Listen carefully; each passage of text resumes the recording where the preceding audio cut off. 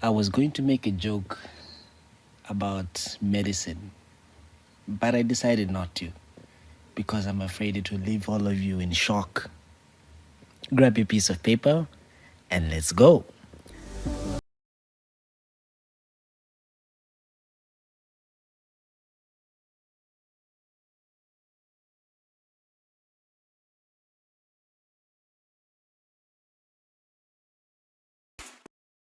Hello and welcome to MK's Medical Review Series. My name is Dr. Moses Kazevu. This is a series on my YouTube channel where we look at medical topics in depth.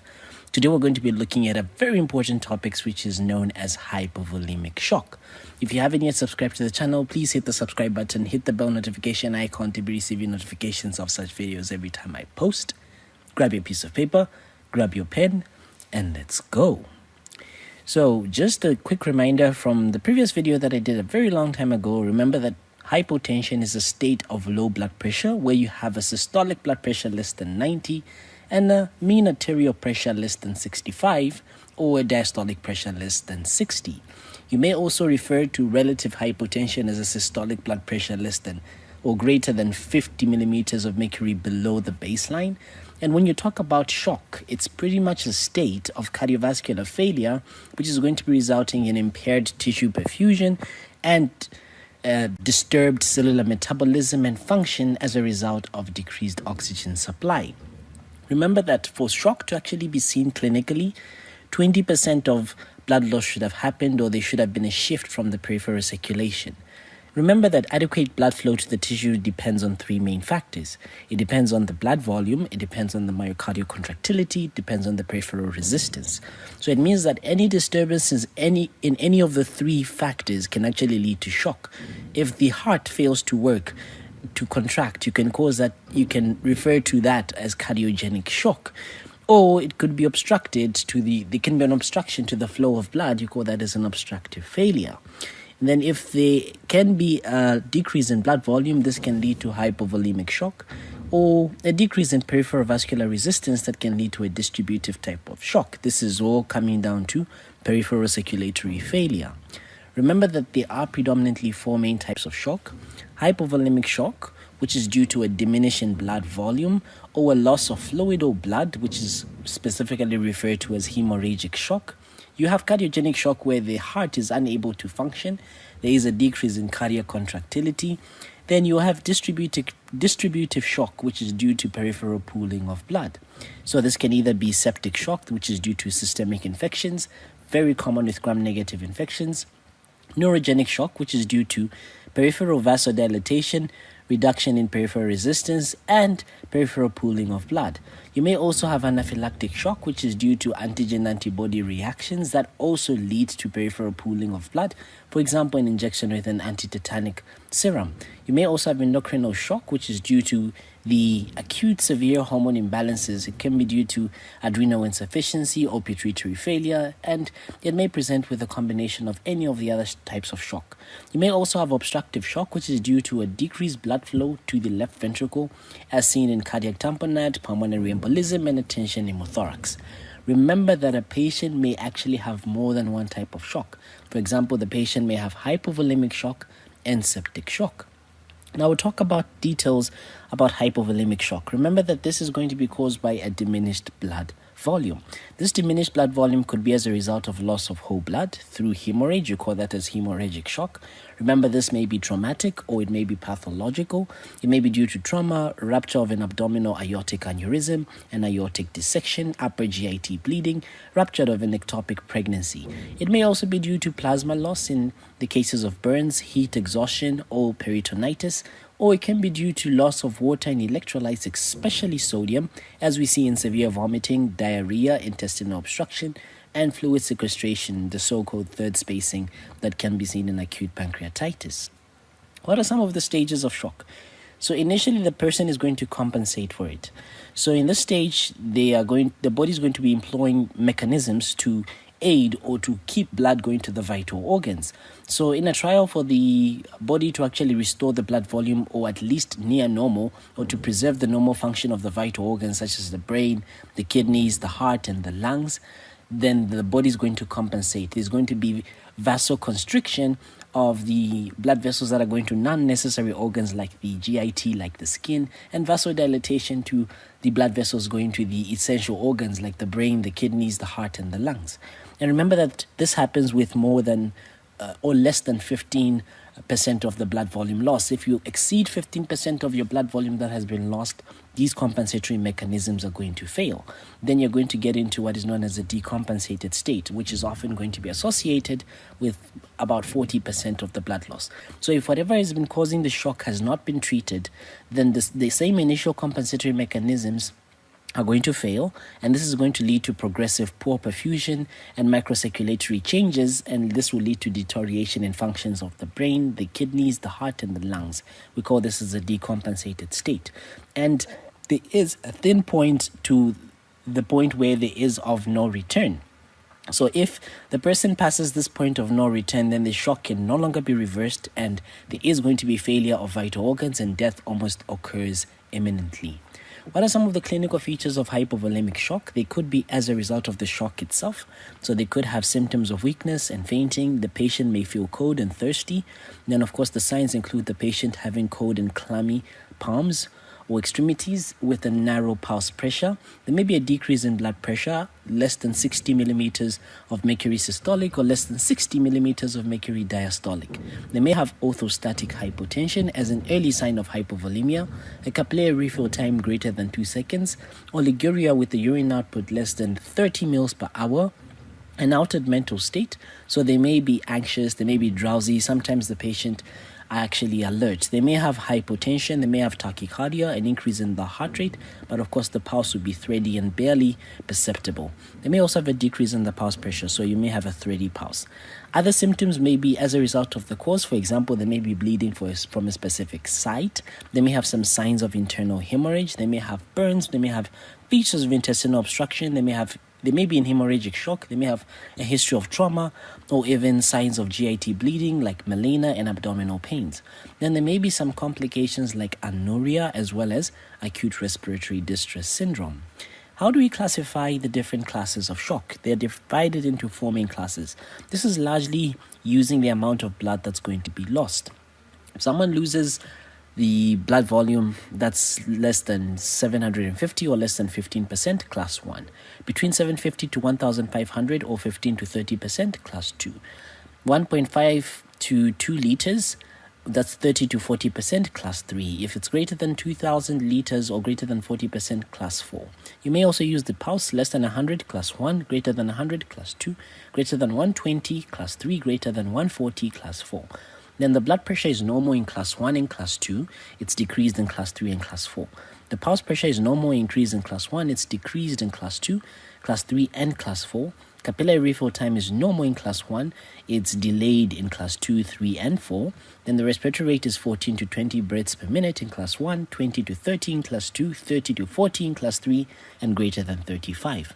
Urine output is greater than 30 mL per hour in class 1, 20 to 30 mL per hour in class 2, 5 to 15 mL per hour in class 3, and negligible in class 4. Then, of course, class 1, they may be slightly anxious. In class 2, mildly anxious. Class 3, they are anxious and confused. Class 4, they are confused and lethargic. Then, of course, class 1, you replace it with crystalloids. Class 2 with crystalloids. Class 3, crystalloids and blood. Same thing with class 4. And remember the 3-to-1 rule. For every 3 mL of crystalloid, you should use to replace 1 ml of every blood that is lost. That's how you determine how much fluid you're actually going to be giving. Now, what investigations are we going to order? You may order some blood investigations like a full blood count. You're interested in the hemoglobin and the hematocrit, a cross-match for the purpose of blood transfusion as well as group and saving, urea and electrolytes, especially the electrolytes sodium, potassium, chloride, and bicarbonate. Also get your creatinine levels. There's a risk of acute kidney injury, a clotting profile, your bleeding time, prothrombin time, your activated partial thromboplastin time to rule out any bleeding disturbances or bleeding tendencies, liver function tests, as well as serum glucose. You also want to do arterial blood gases, so lactate greater than 2 is going to be suggesting hypoperfusion. Then imaging that you can do is a chest x-ray and an ECG to exclude any cardiogenic causes, abdominal ultrasound to rule out any internal hemorrhage, a CT scan of the head if the patient has a head injury or they are unconscious. Now, how do we manage these patients? Management is divided into three main prongs. You first resuscitate the patient, fluid administration, and you treat the underlying cause. So what do we do in our, this is resuscitation is supposed to come first, so sorry about that. So what do we do in the resuscitation? So we do our ABC. So we ensure that the airway is patent. The best way to ensure this and that the patient is breathing is talk to the patient. If the airway is not patent, you may perform certain maneuvers. You may pull the tongue forward. You may aspirate any suctions, put a tracheostomy if the patient needs, intubate if the patient needs. If they are breathing and they are hypoxic, you may give them oxygen. Then gain access with 2 large bore cannulae. This may sometimes be a challenge because the veins would have all collapsed. So use either a green cannula or a gray cannula. Then if there's any bleeding, compress the bleeding, stop the bleeding, suture up the blood vessels to stop the bleeding. If they're in pain, give some analgesics. Insert an NG tube to evacuate the stomach because they may need some surgery in some cases. Insert a urinary catheter to monitor the urine output. So the 3 tubes you're going to put in: an NGT, a urinary catheter, and a cannula. Then of course elevate the legs and keep the head down to restore the cerebral blood flow. You call this as the Trendelenburg position. Keep them sufficiently warm, but do not overwarm them. Then, of course, you're going to give fluid administration. Your crystalloids are going to be given to prevent hypovolemia, and this is going to help in replacing the water in the electrolytes. Normal saline is a good start because it's going to be replacing equivalents of both water and electrolytes. Ringer solution is also going to be giving potassium, but you should ensure that the patient has a good urine output, because if you keep giving them potassium minus them having a fluid, good urine output, they may go into cardiac arrest because they may have hyperkalemia. Then lactated Ringer solution also can be used as a buffer in prolonged shock and acidosis. Do not give 5% glucose. It's not used in the treatment of shock because glucose is going to be rapidly distributed, and this is going to lead to an increase in the amount of ECF without the electrolyte. So this can actually dilute the concentrations of sodium and result in what is known as a dilution or hyponatremia. It may also increase the intracellular fluid volume in the brain, causing edema and also increasing the intracranial pressure. So when the patient comes in and you check your vitals and you realize that this patient is in shock, you resuscitate them. So you give them 500 mils of crystallite bolus. That's over 15 minutes. You can give them 250 if they're old or they're in heart failure to prevent exacerbating the heart failure. Then you reassess them and you can give up to 2 liters. Then afterwards, you don't really have to wait for the BP to be less than 90. If the BP is around 110 and their heart rate is increased, this may actually suggest that there's an impaired output of the heart. Then of course the replacement is going to be estimate the fluid loss and then replace it gradually over 2 to 3 days, in addition to the maintenance fluid, because remember, each and every single day someone is losing a specific amount of fluids in their urine. So they are basic needs that they need. So the basic need is pretty much going to be 25 to 30 mils per kg per day of water, 20 to 25 if they are old or if they have a kidney or a heart failure or if they're malnourished. So that's just over 1 mil per kg per hour. Then they need about 1 millimole per kg per day of sodium, potassium, and chloride. So you do not give them greater than 10 millimoles per hour, and they need about 50 to 100 grams of glucose in a day. Then of course, so how are we going to manage? So usually they need about 2 to 3 liters per day. So around 100 mils per hour is typically okay. So you can give 1 liter over 8 to 10 hours or 500 mils over 8 hours if they are old or if they're in heart failure. Then remember that 1 liter of normal saline is going to consist of 154 millimoles of both sodium and chloride. Then 1 liter of Hartmann solution is going to contain 131 millimoles of sodium, 111 millimoles of chloride plus 5 millimoles of potassium. So the 500 mils of each roughly covers the daily needs.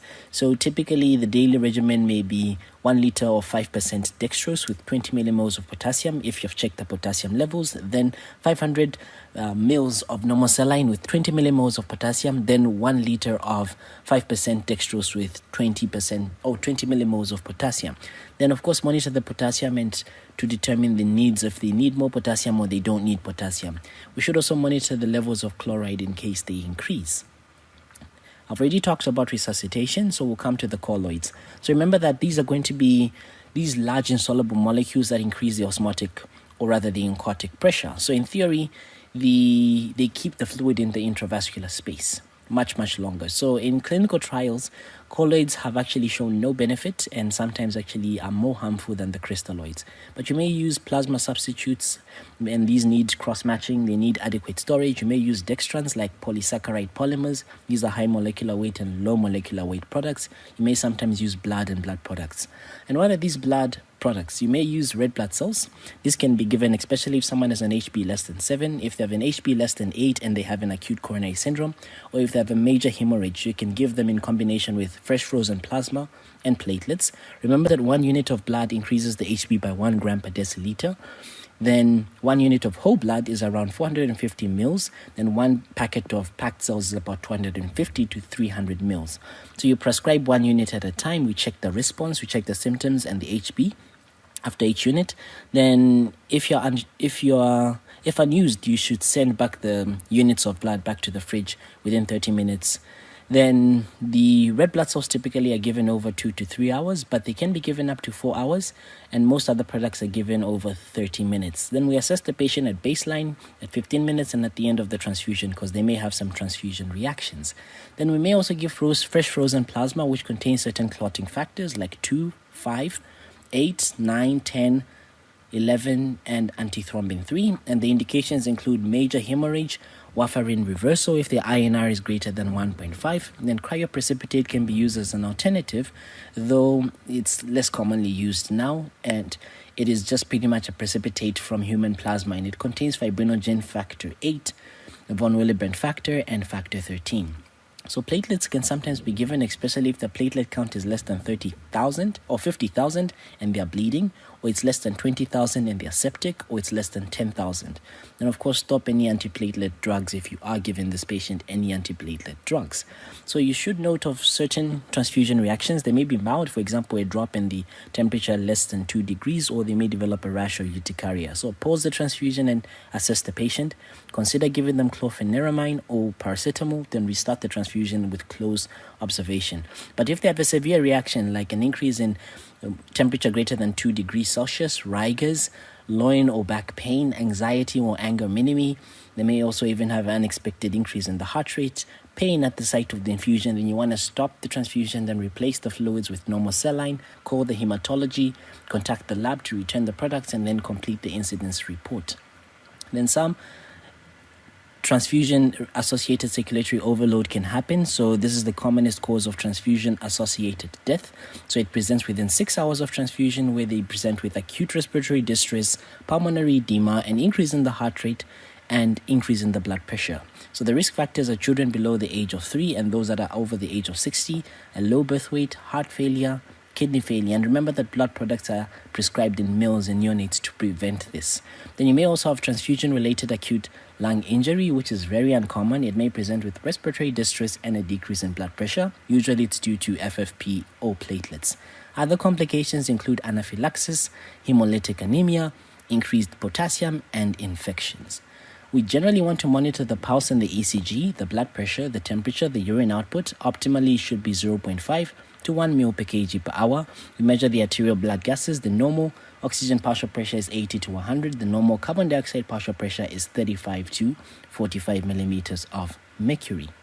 Then there are some drugs that we can give to increase the blood pressure. So these are going to increase the contractility. These are known as inotropes, or they can cause vasoconstriction. You call this as vasopressors, and many of them actually increase the heart rate, so you call this as positive chronotropy. So these are indicated in shock for which IV fluids is not sufficient or appropriate to increase the blood pressure to the desired amount. And remember that these are typically delivered as an infusion through a central line. Many of the commonly used agents are actually synthetic versions of the endogenous catecholamines that the body already makes. So what are some of these? You have noradrenaline, which is the first line agent of shock in many ICUs. You may have adrenaline, which is most commonly used for anaphylactic shock as well as cardiac arrest in resuscitating patients. You have dobutamine, which is used in acute heart failure. You have dopamine, which is what we use commonly on the wards. So remember, noradrenaline is a vasopressor. It acts via stimulation of alpha-1 receptors, but it also has some ionotropy by stimulating the beta-1 receptors on the heart at higher doses. It may cause reflex bradycardia from increased BPs. Typically, this cancels out the chronotropic effect. So the dose can be given at 0.05 to 1 micrograms per kg per minute. Then adrenaline acts on all adrenergic receptor, but at lower doses, it has an ionotropic and chronotropic effect on the heart. At a higher dose or another lower dose, it may have a beta 2 effect. So it may cause airway vasodilatation and vasodilatation. Then alpha-1 receptors, once stimulated at higher doses, can actually cause vasoconstriction, and this can actually be used in cardiac arrest doses. So you give at 0.05 to 1 microgram per kg per minute.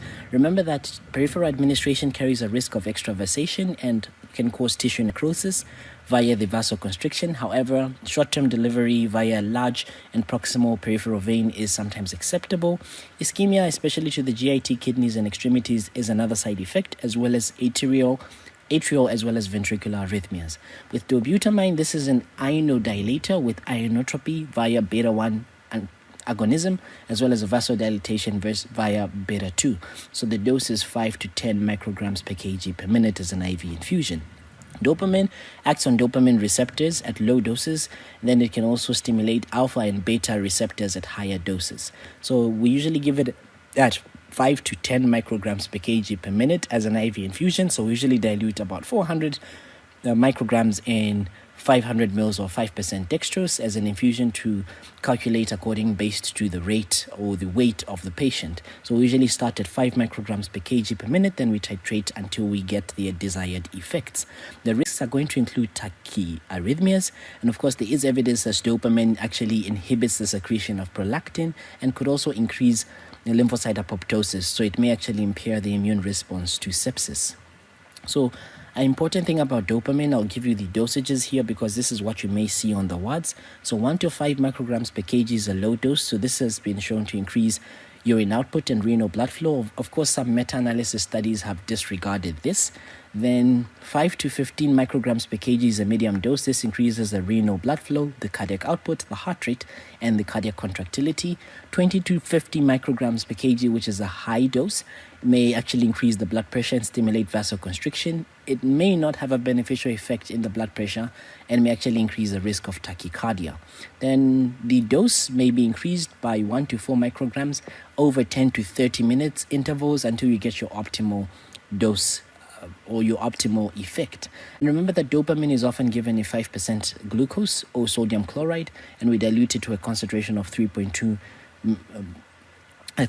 and it's going to be incompatible with bicarbonate. So remember that 2 to 10 micrograms per kg per minute gives you a beta-1 effect. Greater than 10 micrograms per kg per minute gives you an alpha effect. 0.5 to 2 micrograms per kg per minute gives you a dopaminergic effect. I really hope you understood about hypovolemic shock. If you did, consider subscribing to the channel. Hit the bell notification icon to be receiving notifications of such videos every time I post. Until the next video, my name is Dr. Moses Kazevu.